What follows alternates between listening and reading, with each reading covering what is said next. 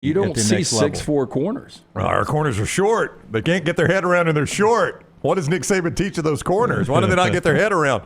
Joel Klatt, man, he toasted so many corners in his days at Colorado. He is with us now. What is up? Let the butt kissing start already. Well, Wow. Klatt never comes on our show anymore, so we got to be nice to him when he comes on. What is up, Klatt? How are you? Man, I'm doing really good. How are you guys doing We're awesome. this beautiful summer? We're awesome. Is that another Rose Bowl hat? No, this is an Augusta hat. Okay, I thought I saw underneath the bill. I thought I saw roses. No, Okay, that's stars. azaleas. No, those Yeah. are those are azaleas, okay. azaleas Yeah. and pimento and cheese sandwiches. Did you go to the Masters this year? I did not. No, Oh. I did not. I have not been, which is a travesty and a sham and a mockery. It's a Travis sham mockery. You would not believe it, Klatt. The first time you ever see it, it really is incredible. It defies explanation. Can't wait. Yeah, you I got to can't do wait. it. How are y'all doing, man? What's Phenomenal. going on? Well, good, man. Texas tried to take over this conference. They had I don't know what did they. Have you guys not been paying attention to the Big 12 for the last 20 years? Like this is literally just what they do. I don't know what the tombstone on the Southwest what Conference. what did they call the takeover? Exactly. That they Ask did the in Southwest Austin? Conference. Ask Nebraska. Ask anyone that's been around Texas for the last, I don't know, half century. Oh, Do you think man. anything changes though? Like their expectation, Joel, is to come in, win the conference, and win a national championship in year one. Mm-hmm. They've got a beneficial schedule. I mean, you look at Oklahoma's schedule is night and day from Texas's. Yep. Do you believe that Texas is maybe the second, third best team in the SEC right now? Second, easily second. I don't know if there's a close third, actually. The top two teams are actually, I think, far superior than everybody else. That's not demeaning everybody else. I think that there's some really good teams and will all likelihood wind up in the top 10. I just happen to believe, at least at this point, that there are 4 really elite teams in college football going into the season. We'll see if a couple others can join them. But Texas is one of those, and obviously Georgia is one of those as well. Everybody else has some questions, and I think it's going to come down to schedule. OU could be a really good team, but their schedule is brutal. Missouri, I wouldn't quite say is as good as Oklahoma, but they've got a far easier schedule. So they might wind up being in a position that is in a much better position than an OU. I think Ole Miss is really good. Bama is interesting, obviously, and I'm a big believer in Kalen DeBoer. Even in the difficult situation of trying to take over for Nick Saban. So there's a lot of really good teams, but Texas and Georgia are the class of the conference. I think it's similar in the Big Ten, to be quite honest with you. I think there's 2 elite teams in the Big Ten, Oregon and Ohio State, and then a lot of really good teams that aren't quite to that level. So Texas is absolutely going to compete for the SEC championship. There's not a doubt in my mind, and they're going to compete for a national championship.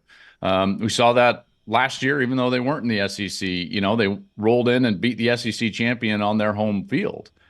And that's where this is like the immovable, what is it? The immovable force, immovable object type of deal. I can't really think of the term right now, but that is like SEC fans and Texas fans. And it's just like, it's like SEC fans, it's blowing their minds. Like, no one's going to roll in here and dominate us, even though they forget that Missouri went to back-to-back conference championship games their very first 2 years in the conference. I think you all forget that. It's a bad division. Texas A&M actually won in Tuscaloosa. I don't disagree. It's like the Big Ten West. The SEC East at the time was terrible. But Texas A&M beat national champion Alabama in Tuscaloosa their first year in 2012. So, little guy named Johnny Manziel in that game. Yeah, so, Johnny football. I do appreciate you clarifying who the 2 teams that separate themselves are, because we've only done a show for 15 years, and for 17 years, Alabama was always one of those 2 teams. So I'm glad you mentioned the other one was Georgia, because in our heads, we were just assuming you were saying Texas and Alabama. Just assuming. No, listen, I understand. And I don't, that doesn't mean that I don't think Alabama isn't going to be a really good team. I firmly believe, at least at this point, and obviously things are going to change, but some combination of Ohio State and Georgia at 1 and 2 to begin the year, and then some combination of Oregon and Texas at 3 and 4, and behind that, I think that there can be a lot of different teams that wind up from kind of like 5 to 15. I think that that's kind of the separation going into the season that I see. How many teams out of the SEC do you believe, outside of Georgia and Texas, could legitimately win a national championship this year? Or is that it? I mean, would you be shocked if Alabama, I would be really LSU, surprised or Ole if one of Miss? those 4 teams doesn't win the national championship that I'm talking about. I think there's a lot of teams that are legitimate playoff teams, especially obviously in the expanded playoff. But I think it would have to take a pretty terrific break and run, and a lot of injury help, I think, for anybody else to win the national championship. Those 4 teams, man, when you look at their rosters, they have just totally separated themselves out, at least for this season. I'm not talking about into the future, but at least for this season, that's the way I believe. So, yes, it would surprise me if anybody else in the SEC were to win the national championship. It would surprise me if anybody else out of the Big Ten were to win the national championship. It would surprise me if anybody out of the ACC or the Big 12 was even, in the semifinals, really. To be quite candid. Joel Klatt is with us at Joel Klatt on social media. You also see him on Fox, the Big Noon Kickoff. Alabama will be part of that with the Wisconsin game, the Big Noon Kick. They've got that Texas-Michigan game in week number 2, so a great schedule already announced for them.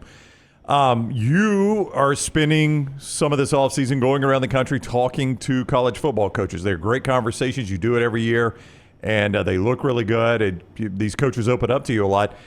Give me the coach that surprised you the most. This conversation you had with a coach where you came away and you're like, okay, I'm a little surprised by this one.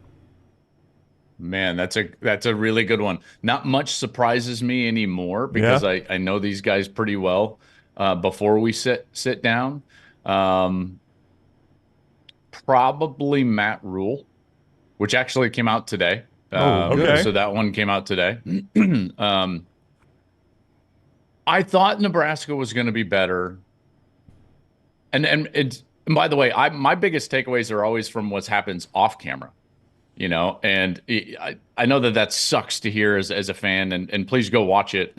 and I think that you'll enjoy these conversations, but it's just a sense I get when I ask them open-ended questions about their team when a camera's not rolling, and the body language that they give me, you can just sense a belief.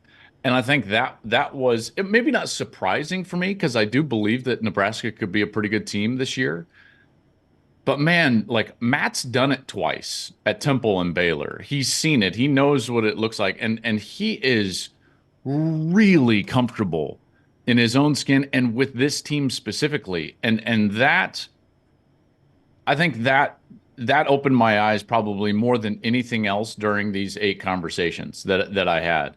And I did sit down with Coach DeBoer, went down to Tuscaloosa and chatted with him. I thought that was a good conversation. That'll be coming out later in the year. So I'm bullish on a lot of these guys, but boy, something about the way that Matt Rule believes not only in himself, but this specific team. I think that if they can beat Colorado early, they'll be 8-1 after playing Ohio State. So it's one of those schedules when you look at it.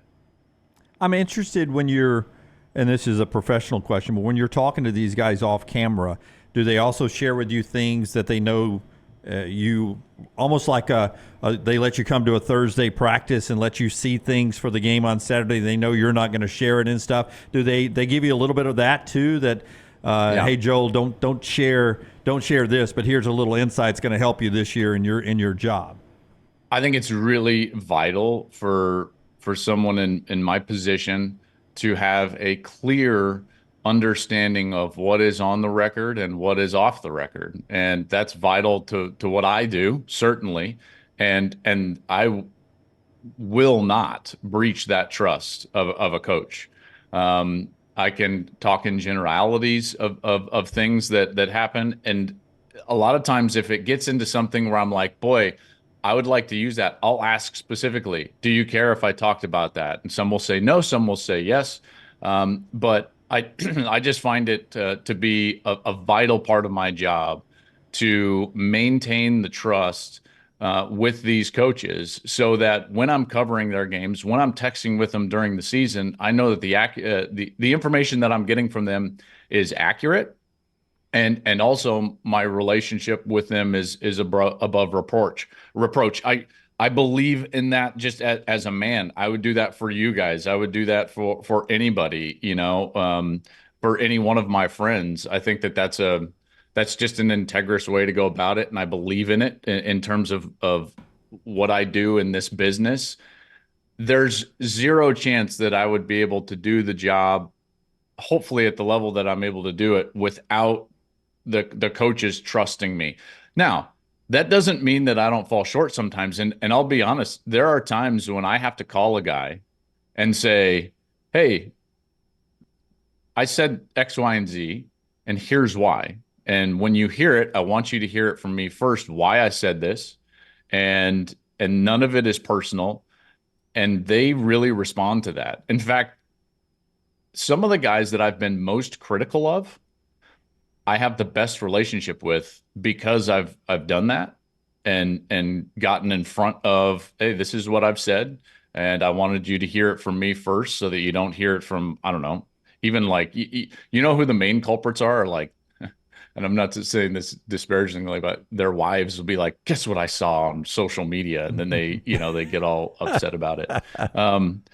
But yeah, it's a good question. It's a really good question. But there's always information, both during the fall and outside of the fall, that I keep in my back pocket, because these guys desire for it not to be out there. By the way, I also tell them, like, I'm not going to be your mouthpiece.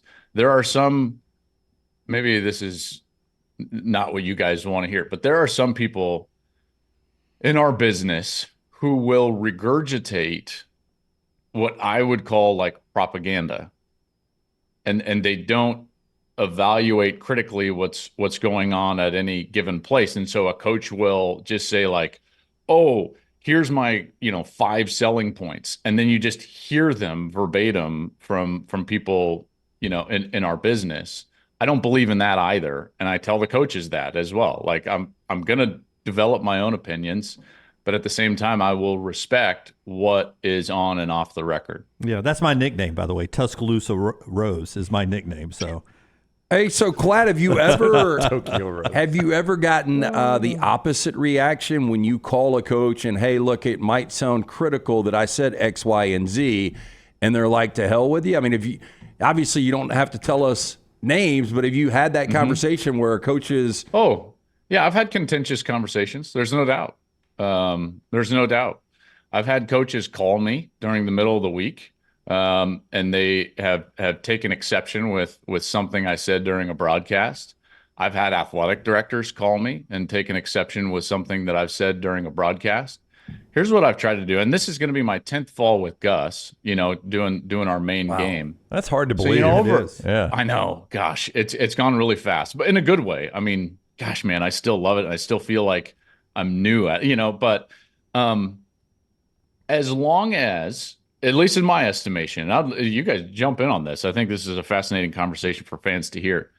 As long as I have, whether it's, I would call it support, whether that's data or my own opinion or however I'm formulating that thought. As long as I can support my thought, one, and two, it's not personal, then sorry. Like, if you don't like it, that's not my problem. And I've actually said those words verbatim to coaches, one of them to his face, and he was incensed.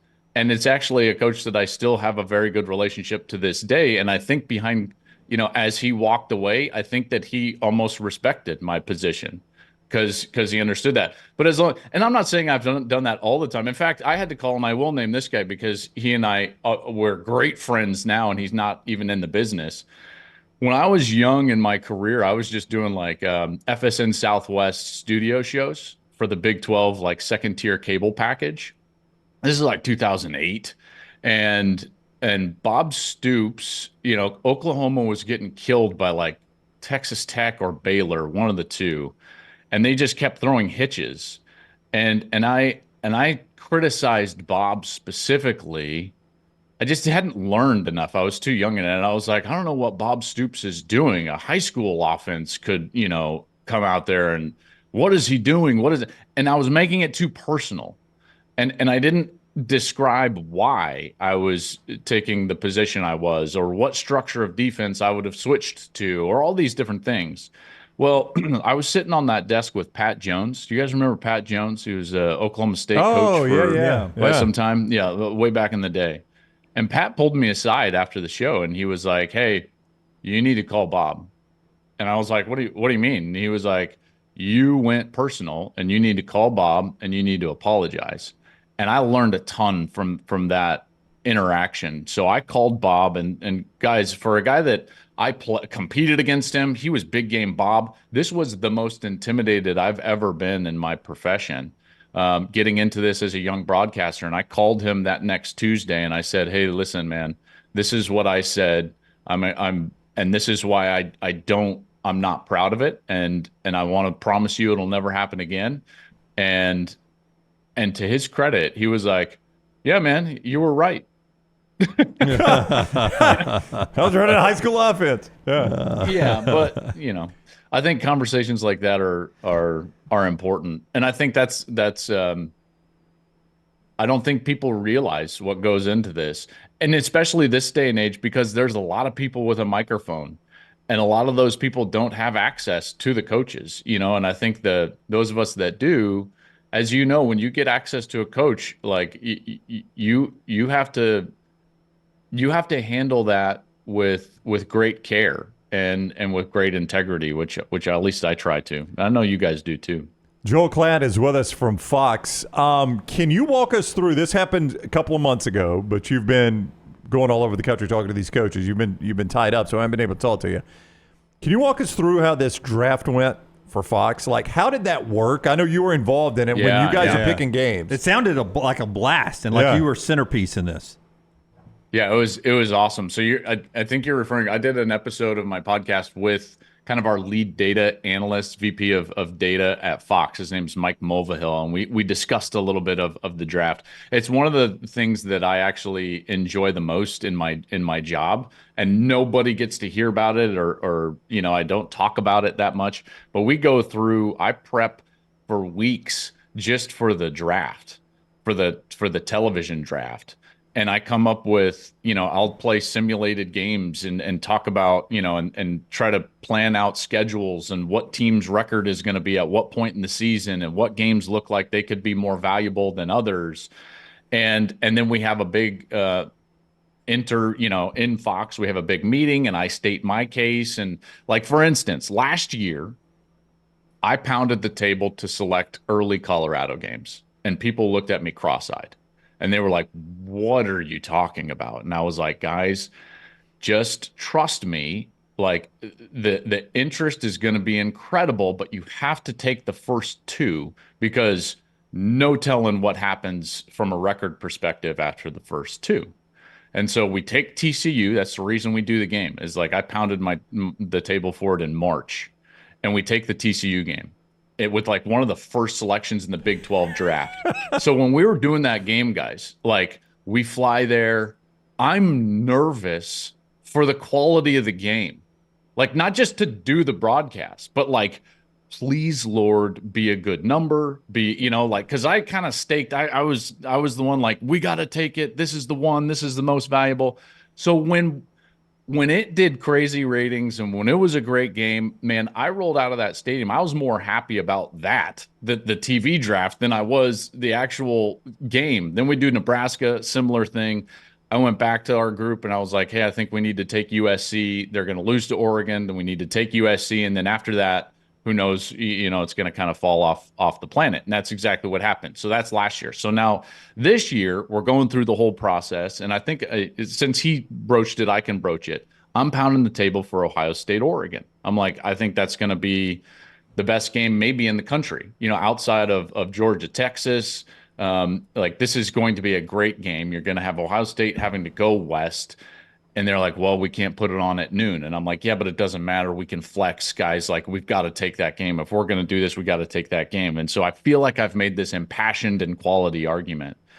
And then the draft happens and we didn't get it. And we get the first 3 picks in the Big Ten. And I'm like, what happened? I'm like, what, guys, don't you see what happened last year? Like, come on, you gotta, take my advice. And then the business people were like, yeah, youngster, the election is the following Tuesday after Ohio State plays Penn State, and Pennsylvania and Ohio are swing states. So we're gonna go cash checks. And I'm like, are you kidding me? no. Oh my gosh. We're gonna go So cash listen, checks. it's not official. None of that is official in terms of like specific games, because the way the draft works, you actually just put picks on weekends. Right. That's also Oregon, Michigan is that weekend. So we just control that weekend. I believe it's November 2nd, I want to say, because isn't the election like the 5th or something along I think that's those right. lines? Yeah. So it's such an interesting conversation arena to be in, and the television draft is one of my favorite things because of everything like that. You've got to think about ratings. You got to think about it. There's so much that goes into it, and it's certainly one of my favorite things. That's actually pretty cool, though. I mean, to think about they're thinking that far ahead on Ohio State, Penn State, and that Ohio and Pennsylvania are major states. I mean, that's actually very, very smart. So they're going to flood them with course. ads. Oh, my when you gosh. hear it, Yeah. when you hear it, because I'm just arguing like Penn State, Ohio State, the game versus Ohio State, Oregon, the game, and it's Right. like we would all agree. Well, no, Ohio State, Oregon's probably the better game, but with all the other factors, you see exactly why you would maybe want to own the other weekend. I hope that didn't get me in trouble, because I think Mike, if you listen to the episode, he basically said the same thing. So. Yeah. Well, I mean, Little T's going to share it, so we'll let you know. let us know if it gets you in trouble. Hey, no and we worries. love the one with Sarah too. I texted you. That was really, really good. Man, she is the best, and she does not care about football, which is the best. It's the best, because she's very unimpressed with my job, and that's the way it should be. Yep. All right, he is Joel Klatt. Season will be here before you know it. Klatt with us weekly in the season. We always love those segments. You guys do too. He is Joel Klatt on Twitter, so go follow him there. I know I don't want to. You probably have a break. No, What we do you got guys? tons of time. What do you guys think about Bama? They're one of my like. I don't know what to do with them this year. Well, I let me really a- don't. let me ask I think you- they're going to be really good, Yeah. but I don't know what to do with them. Here's a simple question. Kalen DeBoer played for a national championship last year with what is less of a roster than Alabama has right now. Would you agree with that? I mean, player for player, Alabama was a better roster. Yeah, but I think that's a tricky way to argue the point, because holistically you're right.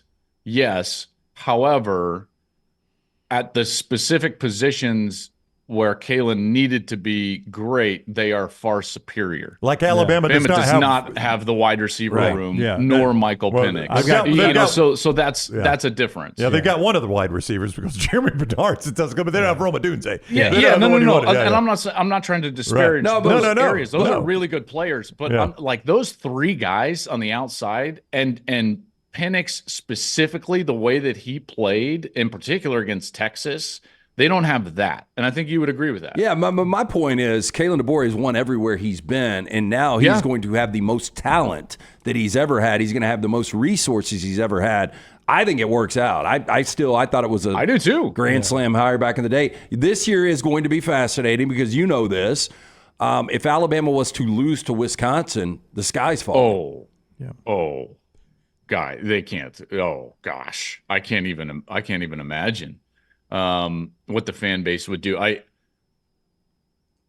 What I love about Kalen is that he's got a little Tiger Woods in him, and I'm not trying to say he's like the greatest of all time, but do you remember when I watch everything Tiger Woods, and I brought this up with him, by the way. This is going to be part of me and his conversation. I brought this specifically up with him.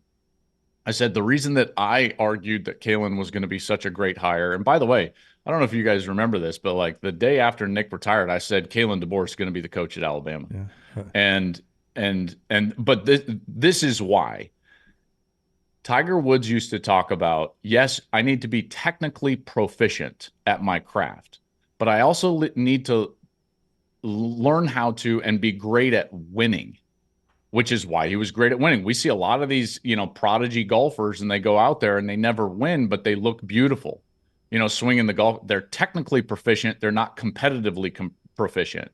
Kalen DeBoer is competitively proficient. This guy wins at an insanely high level everywhere that he's been. And for that reason, I'm bullish. I think that it will work. I just think it'll look a little bit different. I am happy for him that he is recruited at such a high level here and gotten on that swing, because that's the first way to start losing a fan base that is used to getting the top recruiting class in the country or second best recruiting class in the country. You start getting like 8th, 12th, 13th, everyone's going to be like, hold on a second. Then losses become even worse during the year if they pop up. So the fact that he is succeeding on the recruiting trail right now, I think is a big feather in his cap. Yeah, I would say if Brailsford is completely bought back in, the offensive line could be the best in the country. I think the running they're backs going to be great. I think backs Texas are good. and Bama have the two best offensive lines in the country. Those two are going to be really good. The two things I circled was wide receiver and then the DBs. A lot of young and then transfer pieces, putting them together. A lot of communication back there. Those are wide receiver and DBs. It's not a great year to have a question mark at DB in that conference with Beck returning at Georgia, with Ewers returning at Texas. When you face those veteran quarterbacks in college football, that can be difficult with a younger secondary, which is one of the reasons I'm interested to see what this team is going to look like. But I believe Kalen's a really good coach. I really do. Always fun, Klatt. We greatly appreciate the time, my friend. Good to see you again. You got it. Have a good one, guys. All right, buddy. You too. Joel Klatt with us on the Johnston RVCenter.com hotline.